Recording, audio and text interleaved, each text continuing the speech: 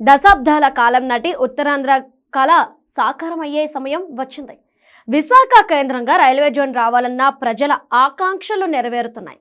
వైజాగ్ కేంద్రంగా ఏర్పాటు చేసిన దక్షిణ కోస్తా రైల్వే జోన్ జనరల్ మేనేజర్ కార్యాలయం సిద్ధమైంది. నగరంలోని సిరిపురంలో జోనల్ కార్యాలయం కోసం 2 అంతస్తులను లీజు ప్రాతిపదికన తీసుకున్నారు. ఇందులో ఒక ఫ్లోర్ని జనరల్ మేనేజర్ ఆఫీస్ కోసం సిద్ధం చేశారు. రైల్వే జోన్లోని వివిధ డిపార్ట్మెంట్ల హెచ్ఓడీల కోసం 2వ ఫ్లోర్ను రెడీ చేస్తున్నారు. మరోవైపు కొత్తగా ఏర్పాటవుతున్న దక్షిణ కోస్తా జోన్ కోసం ఉద్యోగులను ఎంపిక చేయాలని రైల్వే శాఖ నుంచి ఆదేశాలు వచ్చాయి.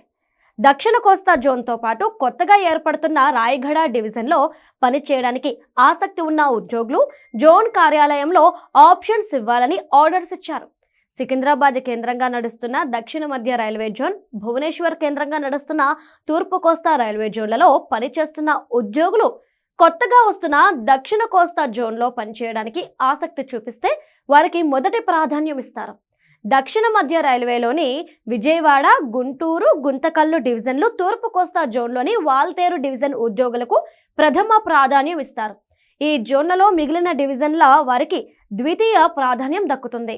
ఈ 2 జోన్ల మినహా ఇండియన్ రైల్వేస్లో ఇతర ఏ ప్రాంతంలో పనిచేసే వారికైనా తృతీయ ప్రాధాన్యం కేటాయిస్తారు. రాయగడ డివిజన్ చేరాలనుకుంటే వాల్తేరు డివిజన్ ఉద్యోగులకు ప్రథమ ప్రాధాన్యం లభిస్తుంది.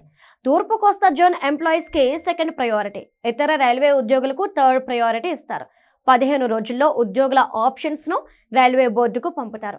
ఢిల్లీ నుంచి ఉద్యోగుల ఎంపిక ఫైనల్ అయిన తర్వాత అధికారికంగా దక్షిణ కోస్తా రైల్వే జోన్ అమల్లోకి వస్తుంది.